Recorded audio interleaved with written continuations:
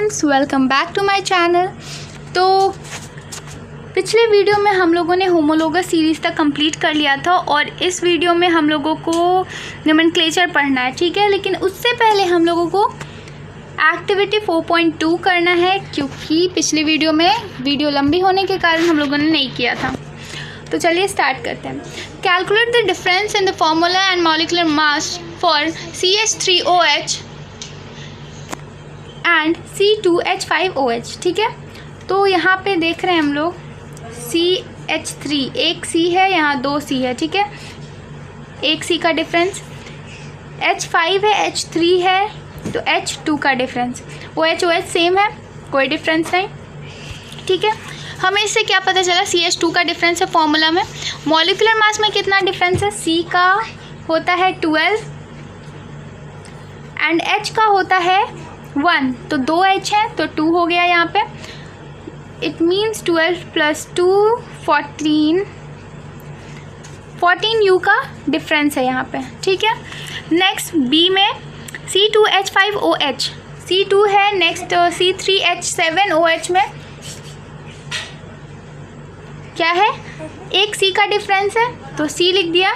H7 और H5 दो H का डिफरेंस है, H2 लिख दिया। यही डिफरेंस हो गया फिर से, और 14 U का डिफरेंस हो गया यहाँ पे। फिर C3H7OH है, C4H9OH है, ठीक है। एक C का डिफरेंस फिर से और H2 का डिफरेंस, ओके। तो इससे हमें पता चला सिमिलर क्या है इन सब में। पूछ रहा है is there any similarity in this. Similarity हमें मिल चुका है, क्या है, डिफरेंस जो है वो CH2 का है और मॉलिक्यूलर मास में डिफरेंस 14 U का डिफरेंस आ रहा है, ठीक है। और ये सारे अल्कोहल हैं। तो बोल रहा है arrange this alcohol in order of increasing carbon atoms to get a family. Can we call this family a homologous series. पहले अरेंज करने बोल रहा है इंक्रीजिंग में, पहले C वाला लिखेंगे, फिर C2 वाला, फिर C3 वाला, फिर C4 वाला, ठीक है। ऐसे हम लोग इंक्रीजिंग ऑर्डर में लिख लेंगे। उसके बाद बोल रहा है ये एक फैमिली हो गया। इस फैमिली को हम लोग होमोलोगस सीरीज़ कह सकते हैं। तो हाँ, कह सकते हैं। क्यों, हम लोगों ने होमोलोगस सीरीज़ में पिछले वीडियो में पढ़ा था कि होमोलोगस सीरीज़ के जब एक फैमिली के, एक होमोलोगस सीरीज़ के जब मेंबर्स होते हैं तो उन मेंबर्स में अगर हम लोग इंक्रीजिंग ऑर्डर में जा रहे हैं, एक C 2 C 3 C ऐसे करके, तो फिर उसका डिफरेंस क्या होता है, CH2 का डिफरेंस होता है, मॉलिक्यूलर मास में 14 U का डिफरेंस होता है। और वो वही चीज़ यहाँ पे हम लोगों को मिल रहा है, ठीक है। एक और चीज़ होती है कि कार्बन और हाइड्रोजन का जो चेन होता है उसमें सेम फंक्शनल ग्रुप होता है, लेंथ में डिफरेंस लेकिन फंक्शनल ग्रुप सेम होती है। तो यहाँ पे भी देखिए सब में OH लगा हुआ है, सेम फंक्शनल ग्रुप अल्कोहल का, ठीक है। तो ये हो गया हमारा होमोलोगस सीरीज़, हमें पता चल गया। अब बोल रहा है कि होमोलोगस सीरीज़ बनाने के लिए जिसमें कि 4 कार्बन तक हम लोगों को बनाना है फंक्शनल ग्रुप, जो कि गिवन है टेबल 4.3 में। 4.3 टेबल कहाँ गया हमारा, ये है। तो अल्कोहल का हम लोगों ने पहले से बना रखा है नीचे। अल्डिहाइड से हम लोग करते हैं, तो अल्डिहाइड का है फंक्शनल ग्रुप यहाँ पे OH, ठीक है। अब हम लोग सोच रहे होंगे आप लोग कि यहाँ पे C तो पहले से है फंक्शनल ग्रुप में, तो इस C को ऐड करना है या फिर नहीं करना है। तो इस C को भी ऐड करना है, कंसिडर करना है, ठीक है। तो हम लोगों का पहला इसका मेंबर कौन सा हो जाएगा, यहाँ पे H लगा देंगे, ये मेंबर हो गया हमारा फर्स्ट। और इसका नाम क्या होगा, हम लोगों ने पढ़ा था एक C वाले को क्या कहते हैं, मीथ। और अल्डिहाइड है तो उसके सफिक्स में क्या लगता है, AL, तो हो गया मिथेनल, ठीक है। दादी कुछ भी मत बोलो।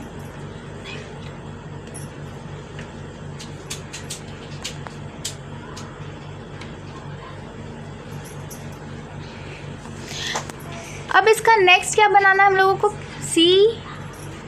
COH, ठीक है।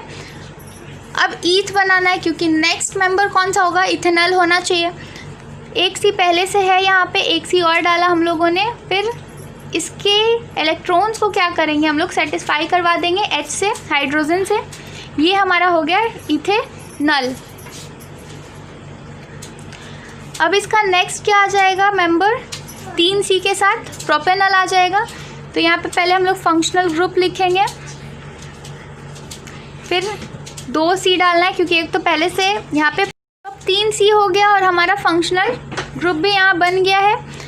तो क्या करेंगे, H से सेटिस्फाई करवा देंगे सारा। ये हमारा क्या हो गया, 3C था, प्रोपेनॉल। ठीक है। अब एक चीज़ और याद रखना है हम लोगों को कि एल्डिहाइड का जो फर्स्ट मेंबर होता है हम लोग उसको क्या कहते हैं, फॉर्मल्डिहाइड।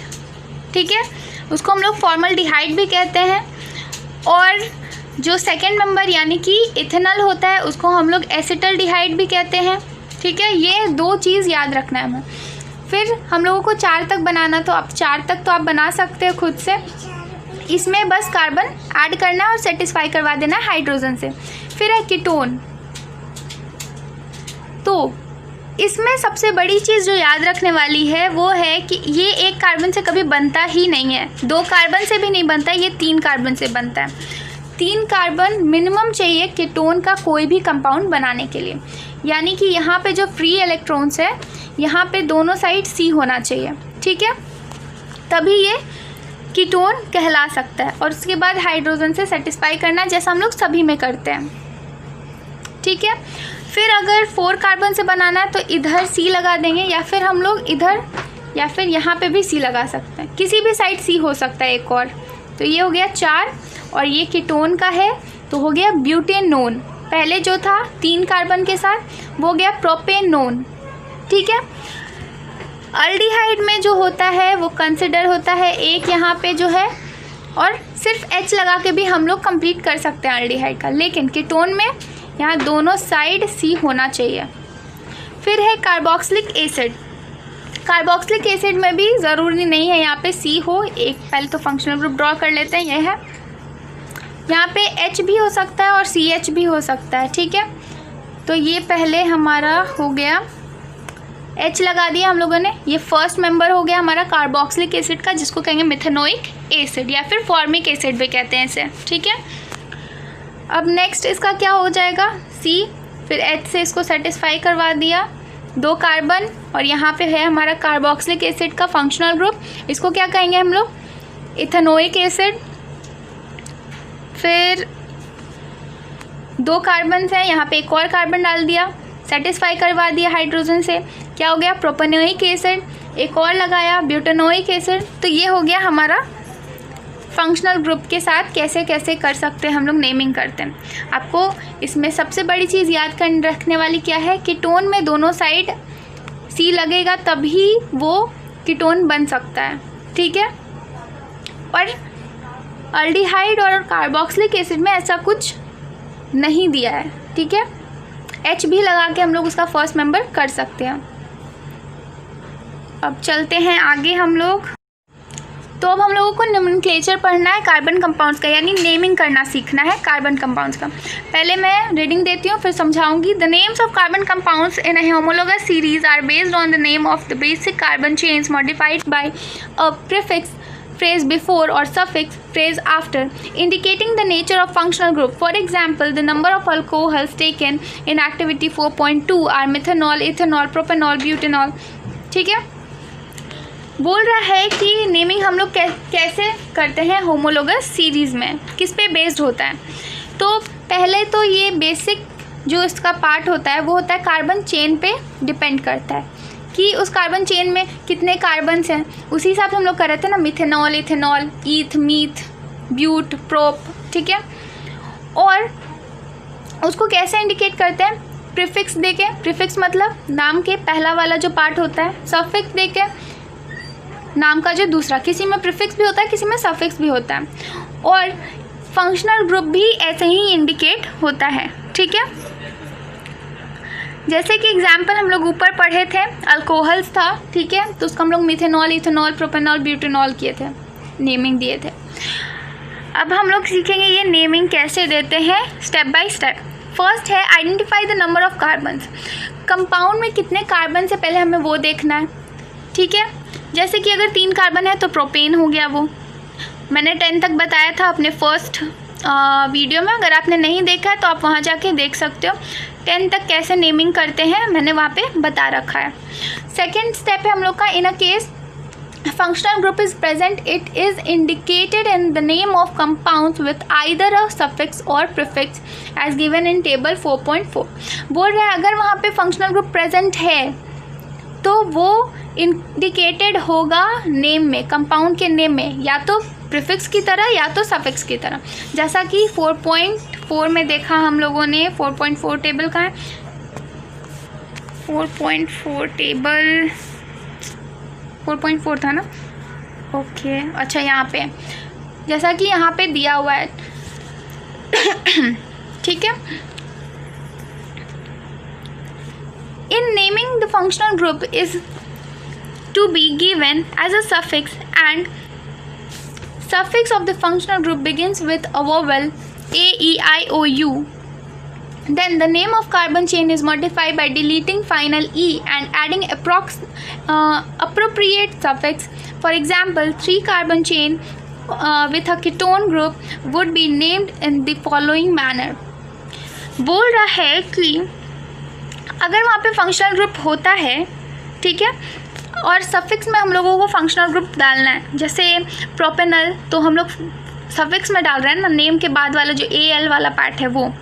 तो अगर वैसा होता है और सफिक्स जो हमें लगाना है वो A, E, I, O, U से अगर स्टार्ट होता है, यानी वॉवल से स्टार्ट होता है, तो हम लोगों को कैसे नेमिंग करना होता है, जो प्रोपेन में E आ रहा है लास्ट में, उस E को हटाना होता है और उसके बाद लगाना होता है सफिक्स। अगर हम लोगों का AL लगाना है तो पहले हम लोग करेंगे PRO, यहाँ पे जैसे दिया है PROPANE में से E माइनस किया हम लोग ने, E हटाया, उसके बाद प्रोपेन हो गया, उसके बाद ONE लगाना था तो प्रोपेन नोन हो गया। यहाँ पे AL लगाना होता है तो AL फिर लगा सकते थे, मतलब E हटाना है लास्ट वाला, उसके बाद कुछ लगाना है सफिक्स। अगर AEIOU से स्टार्ट होता है वो सफिक्स तो, ठीक है। फिर है इन carbon chain, if the carbon chain is unsaturated then the final A and E is named as carbon chain is substituted by ENE or YNE as given in table 4.4। तो ये तो 4.4 देखने से पहले मैं बता चुकी हूँ कि अनसैचुरेटेड चेन क्या होता है। पहले तो ये बताइए, अनसैचुरेटेड मतलब होता है डबल बॉन्ड या ट्रिपल बॉन्ड है उसमें, डबल या ट्रिपल बॉन्ड है उसमें कंपाउंड में, ठीक है। अगर सिंगल बॉन्ड सिर्फ होता है तो उसको कहते हैं हम लोग सैचुरेटेड, और डबल या ट्रिपल होता है तो अनसैचुरेटेड। तो बोल रहा है अगर अनसैचुरेटेड होता है तो हम लोग क्या करते हैं, जैसे प्रोपेन है तो प्रोपेन में जैसे यहाँ पे ANE लगा हुआ है, तो हमने पहले लास्ट वीडियो में ये भी बताया था मैंने कि प्रोपेन है, अगर डबल बॉन्ड आ जाता है उसमें, यहाँ पे ऐसे है, यहाँ पे डबल बॉन्ड आ रहा है तो हम लोग इसे क्या पढ़ेंगे, प्रोपीन। अगर डबल बॉन्ड आता है तो ENE लिखते हैं लास्ट में, ब्यूटीन, हेक्सीन, पेंटीन, ठीक है ऐसे। अगर ट्रिपल आता है तो क्या करते हैं, YNE लिखते हैं, प्रोपाइन, PROPYNE, ब्यूटाइन, ऐसे, ठीक है। अब हम लोग नीचे 4.4 देख लेते हैं। यहाँ पे देखिए पहले क्या दिया है, हेलो एल्केन दिया है, प्रीफिक्स लगाना होता है हम लोगों को, इसमें क्या लगाना होता है, क्लोरो, ब्रोमो, ऐसे, ठीक है। यहाँ पे 3 कार्बन दिया है, उसके बाद Cl लगा दिया उसमें, बाकी सारा सेटिस्फाई कर दिया गया है हाइड्रोजन से। क्या किया हम लोगों ने, प्रीफिक्स क्लोरो लगाना था, क्लोरो लगाया, फिर प्रोपेन किया, ठीक है, सिंगल बॉन्ड है सिर्फ इसमें। फिर है ब्रोमो लगाना था तो ब्रोमो लगाया, प्रोपेन लिखा यहाँ पे। ऐसे ही हेलो एल्केन्स जो होते हैं 4 होते हैं, क्लोरो, ब्रोमो, आयोडो, फ्लोरो, ठीक है, सबको ऐसे ही लगा सकते हैं। फिर है अल्कोहल, अल्कोहल हम लोगों ने पहले भी पढ़ा था, इसमें क्या होता है, सफिक्स लगाना होता है OL। यहाँ पे प्रोपेन बनाया, उसमें से एक H हटाया और OH जोड़ दिया तो क्या हो गया, प्रोपेनॉल, OL लगाना था सफिक्स, हो गया। फिर है अल्डिहाइड, अल्डिहाइड में AL सफिक्स लगाना था हमें, प्रोपेन बनाया, उसमें से एक H हटाया और एक एच हटाने से हमारा नहीं बन रहा ना। इसको सिंपल तरीके से हम लोग ऐसे भी कर सकते हैं, एक एच हटाया लेकिन वहाँ पे डबल बॉन्ड होना चाहिए तो दूसरा भी हटाना पड़ेगा, तो 2 एच हटा के फिर ये। लेकिन ईजी हमारे लिए यही होगा कि अल्डिहाइड दिया है तो पहले हम लोगों को याद रहना चाहिए अल्डिहाइड का क्या होता है फंक्शनल ग्रुप। और पहले हम लोग क्या कर लेंगे, पहले लिख ही लेंगे हम लोग एच, ये होता है प्रोपेनल बोल रहा है तो फिर एक यहाँ पे 3 लगा दिया और सेटिस्फाई करवा दिया हाइड्रोजन से, ठीक है। और यहाँ पे एल लगता है सफिक्स में तो एल लगा दिया है यहाँ पे हम लोगों ने, तो हो गया प्रोपेनल। अब फिर है कीटोन, इसमें सफिक्स लगता है ONE। पहले हम लोगों ने यहाँ पे फंक्शनल ग्रुप बनाया, उसके बाद हम लोग जानते हैं कीटोन में क्या होता है, दोनों साइड जो फ्री इलेक्ट्रॉन होते हैं वहाँ पे C होना ज़रूरी होता है, ठीक है, क्योंकि इसका मेंबरशिप जो होता है वो 3 कार्बन से ही स्टार्ट होता है। तो यहाँ पे हम लोगों ने कर लिया प्रोपेनोन। फिर है कार्बोक्सिलिक एसिड, यहाँ पे हम लोगों ने कार्बोक्सिलिक एसिड का फंक्शनल ग्रुप बनाया, इसमें सफिक्स जोड़ते हैं ओइक एसिड, ठीक है। और 3 कार्बन करना था, 3 कार्बन कर लिया, प्रोपेनोइक एसिड हो गया यहाँ। फिर है अल्कीन, अल्कीन पहले ही हम लोगों ने पढ़ा है कि डबल बॉन्ड होता है, तो इसको पहले हम लोगों ने कैसे किया, C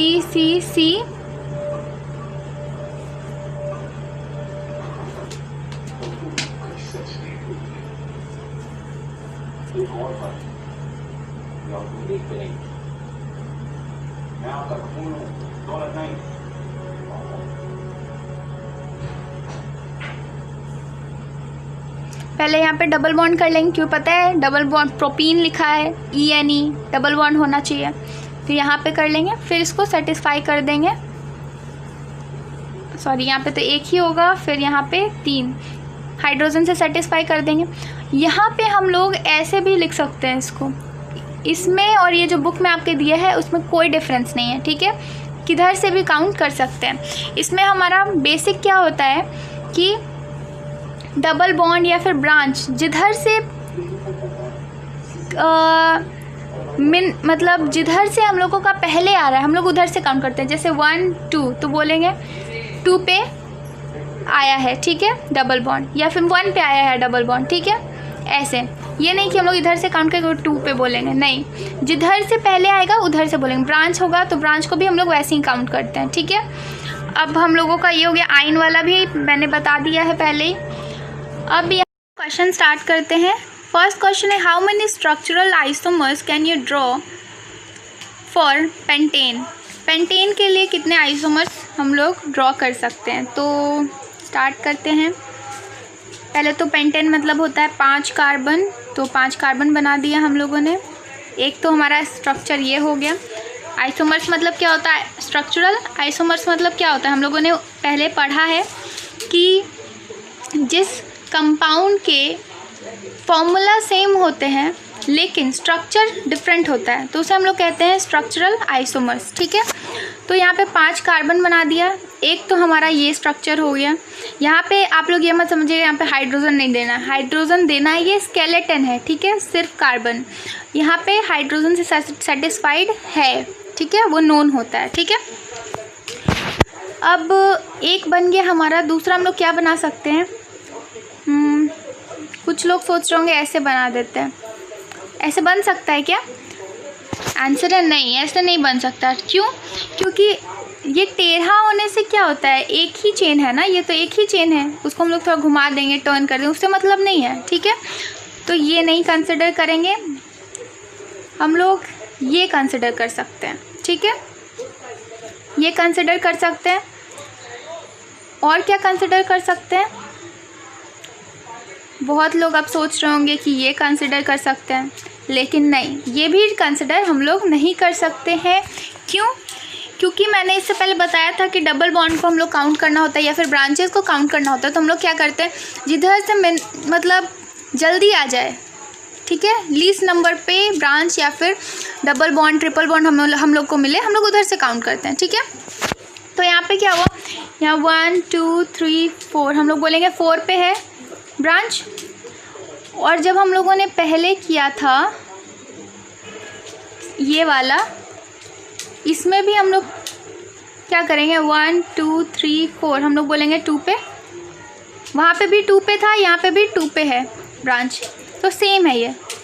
तो हमको स्ट्रक्चर मिला है हमें 1 2 3 4 5, एक तो हमारा ये स्ट्रक्चर मिल गया हमें, एक मिला है हमें 1 2 3 4 एंड यहाँ पे एक ब्रांच। अब हम लोगों को एक और देखना है, और क्या बना सकते हैं हम लोग।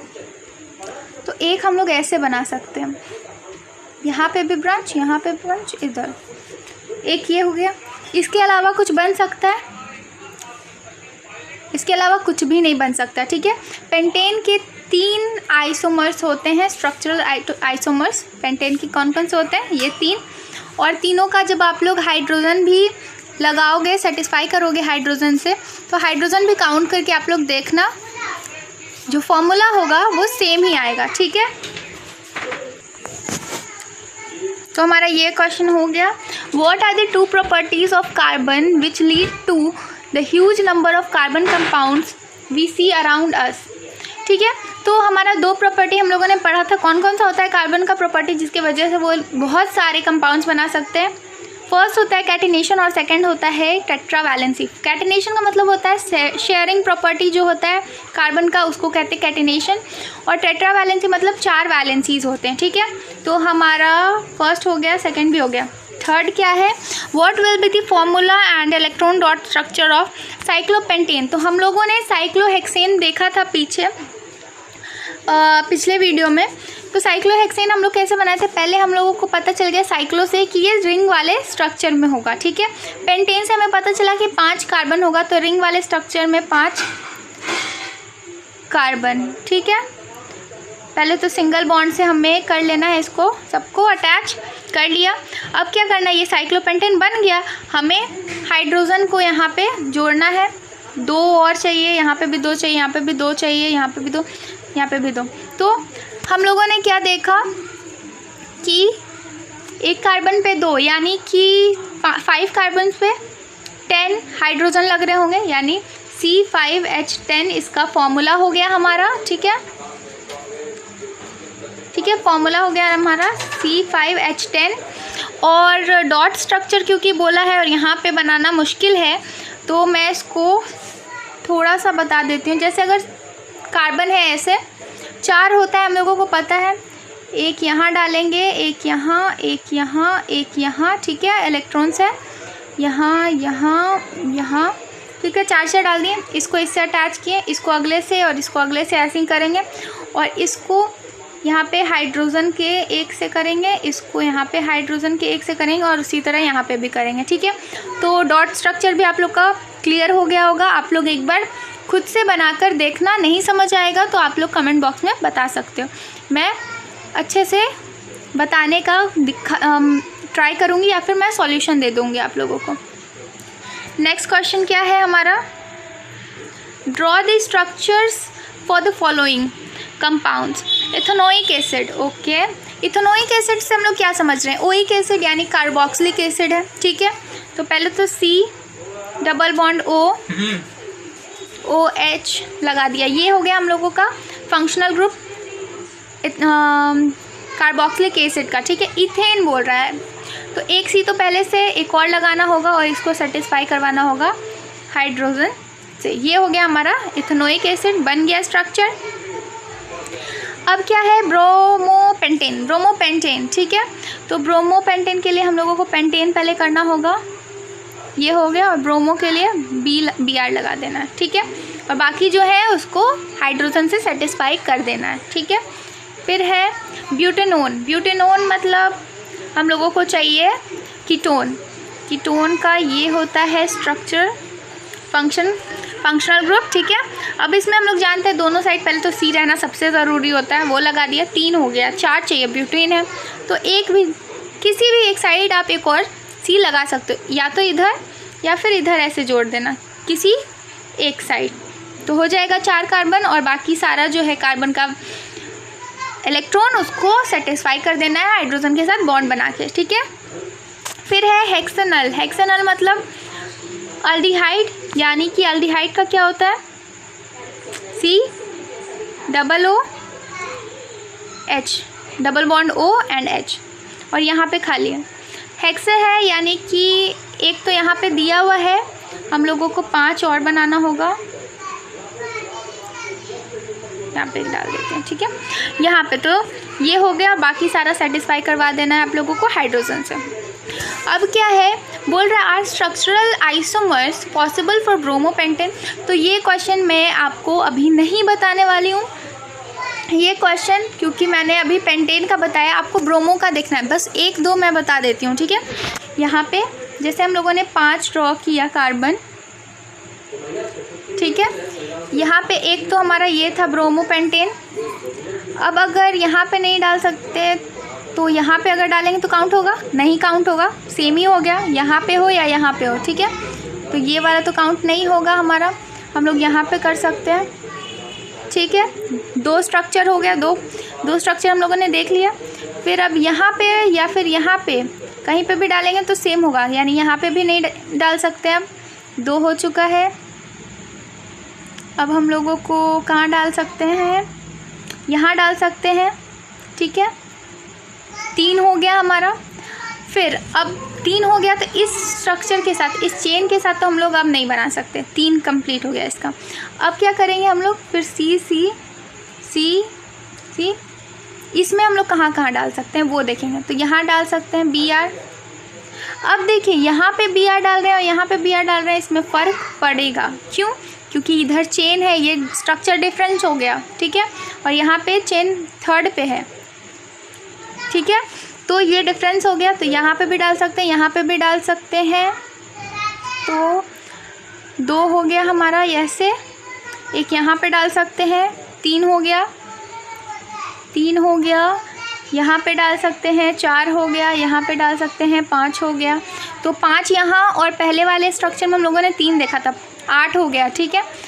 अब लास्ट वाला जो ये होता है, ये वाला, इसमें तो मैं नहीं बताऊंगी, आप खुद करना, नहीं होगा फिर मैं नेक्स्ट वाले वीडियो में बताऊंगी, ठीक है। आप ट्राई कर लेना। How would you name the following compounds. अच्छा, अब नेम करना है हमें, ठीक है। कैसे करेंगे? बी आर है, हमें पता चल गया कि हेलो अल्केन जो भी होते हैं उसको हम लोग कैसे लगाते हैं? प्रीफिक्स। हम लोगों ने क्या देखा था? हेलो अल्केन जितने भी होते हैं उसके स्टार्टिंग में हम लोग पहले लगाते हैं ब्रोमो, क्लोरो, ऐसे। तो इसमें बी आर है तो ब्रोमो लगाया हम लोगों ने, ठीक है, ब्रोमो। और 2 कार्बन है तो हम लोग क्या बोलेंगे? इथेन। तो ये हो गया हमारा ब्रोमो इथेन, ठीक है, ये हो गया। अब ये क्या है? इसमें हम लोग, ये फंक्शनल ग्रुप किसका है, कोई बता सकता है? ये है हमारा अल्डिहाइड का, ठीक है। तो अल्डिहाइड है और 1 कार्बन है तो क्या होगा? 1 कार्बन मीथ, और अल्डिहाइड है तो एल, मीथेनल, METHANAL, मीथेनल, ठीक है। फिर ये है हमारा, इसमें कोई भी फंक्शनल ग्रुप तो नहीं है, लेकिन यहाँ पे क्या है? ट्रिपल बॉन्ड है। ट्रिपल बॉन्ड है तो हम लोग क्या करेंगे? पहले तो काउंट कर लेते हैं, 1 2 3 4 5 6 है, यानी हेक्स। अब क्या करेंगे हम लोग? ट्रिपल बॉन्ड के लिए मैंने क्या बताया था, क्या लगाते हैं हम लोग? Ion, YNE। तो ये हो गया हेक्स आयन, ठीक है। अब है हमारा दूसरा टॉपिक, अगला topic, chemical properties of carbon compounds. अब हमें पढ़ना है केमिकल प्रॉपर्टीज़, ठीक है। In this section we will study about some of the chemical properties of carbon compounds. Since most of the fuels we use are either carbon और its compound, we shall first study combustion. तो इस section में हम लोगों को क्या पढ़ना है? केमिकल प्रॉपर्टीज़ पढ़ना है कार्बन के कंपाउंड्स का, ठीक है। क्योंकि हम लोग जानते हैं कि ज़्यादातर फ्यूल जो यूज़ होते हैं, हम लोग यूज़ करते हैं, वो कार्बन होता है या फिर कार्बन के कंपाउंड्स होते हैं। तो हम लोग पहले क्या पढ़ने वाले हैं? कंबशन। कंबशन क्या होता है? Carbon in all its allotropes form burn in oxygen to give carbon dioxide along with release of heat and light. Most carbon compounds also release a large amount of heat and light on burning. These are oxidation reaction and you learned about in the first chapter, ठीक है। बोल रहा है कि carbon जो होते हैं अपने हर एलोट्रॉप्स में, एलोट्रॉप्स हम लोगों ने पढ़ा था कार्बन के 3 होते हैं, ठीक है। डायमंड, ग्रेफाइट एंड फ्लोरेंस, ठीक है, फ्लोरेंस और समथिंग ऐसा था, ठीक है। तो बोल रहा है कि जो भी एलोट्रॉप्स में हो कार्बन, जब बर्न करते हैं हम लोग ऑक्सीजन के साथ तो क्या देता है हमें,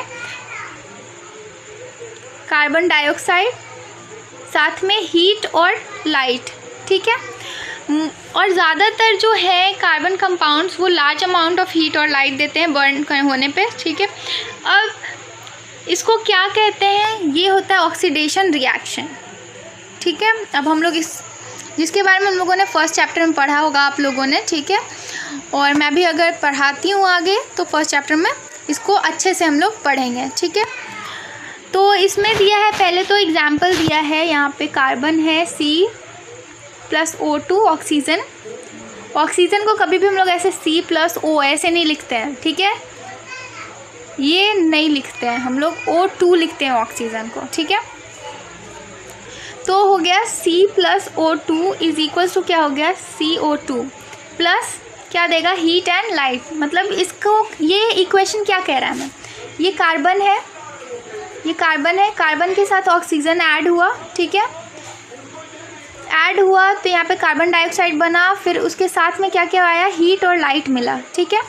फिर बोल रहा है CH4, CH4 क्या होता है, मीथेन होता है, ऑक्सीजन के साथ बर्न हुआ, कार्बन डाइऑक्साइड दिया और हीट एंड लाइट तो देगा ही, और साथ में यहाँ पे ये क्या देता है, वाटर देता है, ठीक है। ये हम लोग ऐसे भी याद रख सकते हैं कि जितने भी कार्बन के कंपाउंड्स होते हैं, हाइड्रोकार्बन्स, अल्केन्स, वो वाटर देते ही हैं, ठीक है, वो वाटर देते हैं। तो अब हम लोग आगे बढ़ते हैं।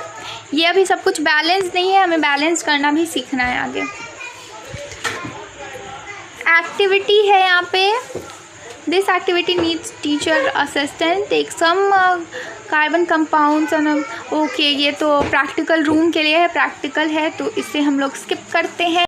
कह रहा है कि सैचुरेटेड हाइड्रोकार्बन्स यानी कि जिसमें सिंगल बॉन्ड सिर्फ होते हैं वो क्लीन फ्लेम देता है। क्लीन फ्लेम किसको कहते हैं हम लोग, जो ब्लू फ्लेम हम लोग देखते हैं वो होता है क्लीन फ्लेम, ठीक है, पूरी तरीके से वहाँ पे कंबशन हो रहा होता है, इसलिए वो ब्लू फ्लेम देता है। और अनसैचुरेटेड कार्बन, जब कार्बन या कार्बन कंपाउंड जो होते हैं वो जब बर्न होते हैं तो येलो फ्लेम देते हैं with lots of black smoke. Yellow flame देखते हैं जब हम लोग, तो उसका मतलब है कि वो अच्छे से कंबशन नहीं हो रहा है या फिर वो अनसैचुरेटेड ये कार्बन कंपाउंड है, ठीक है। और इसी से क्या होता है, शूट होता है, जिसके वजह से मेटल प्लेट अगर हम लोग रखेंगे ना, येलो वाला जो फ्लेम आता है उस पर हम लोग अगर मेटल प्लेट ऐसे ऊपर रख देते हैं तो उसमें क्या होता है, वो मेटल प्लेट में ब्लैक सा लग जाता है। आप ये करके देख सकते हो। However, limiting the supply of air result in incomplete combustion of even saturated hydrocarbons giving a sooty flame। यही चीज़ मैं बोल रही थी कि जब इनकम्प्लीट कंबशन होता है सैचुरेटेड हाइड्रोकार्बन्स का भी, तो भी वो सूटी फ्लेम देता है, ठीक है। द गैस और kerosene stove used at home has Intel for air so that sufficient oxygen reach. और जो हम लोग स्टोव देखते हैं या फिर गैस देखते हैं उसमें क्या होता है, एयर भरने वाला होता है, ठीक है। क्यों होता है वो, ताकि ऑक्सीजन अच्छे से मिल सके उसको और वो पूरी अच्छी तरीके से कंबशन हो, ठीक है।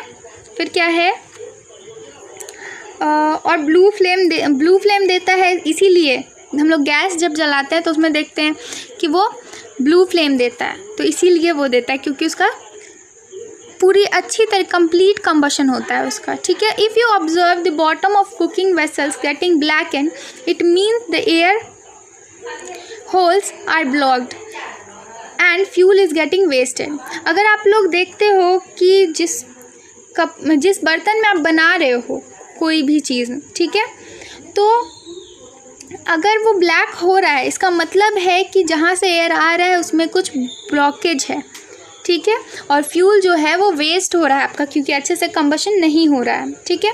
Fuel such as coal and petroleum have some amount of nitrogen and sulphur in them. Their combustion result in formation of oxides of sulphur and nitrogen which are major pollutant in the environment. बोल रहा है कि fuel जो होते हैं जैसे कि कोल और पेट्रोलियम, उनमें कुछ amount of nitrogen and sulphur भी होते हैं, जिसमें जब हम लोग कोल या फिर पेट्रोलियम का कंबशन करवाते हैं तो उसमें फॉर्मेशन होता है सल्फ़र या फिर सल्फ़र और नाइट्रोजन के ऑक्साइड्स का, ठीक है, सल्फ़र ऑक्साइड और नाइट्रोजन ऑक्साइड। तो ये जो होता है ये मेजर पॉल्यूटेंट होता है, इन्वायरमेंट में पॉल्यूशन फैलाने का मेजर कारण ये होता है, इसी से पॉल्यूशन फैलता है। Why do substance burn with और विदाउट अ फ्लेम। तो अभी वीडियो बहुत लंबी हो जाएगी अगर हम लोग आगे कंटिन्यू करते हैं तो। ज़्यादा नहीं, हमारे पास हम 13th पेज में है हम लोग, और यहाँ पे है 21 पेज, जिसमें कि 2 पेज तो क्वेश्चन का ही है। तो मैक्स हम लोग 2 से 3 वीडियो में सारा क्वेश्चन और पूरा चैप्टर कंप्लीट कर लेंगे। तो अगर आप लोगों ने सब्सक्राइब नहीं किया तो आप लोग मेरे चैनल को सब्सक्राइब कर दीजिए एंड वीडियो पूरा देखिए, ताकि आपका ये चैप्टर अच्छे से क्लियर हो जाए।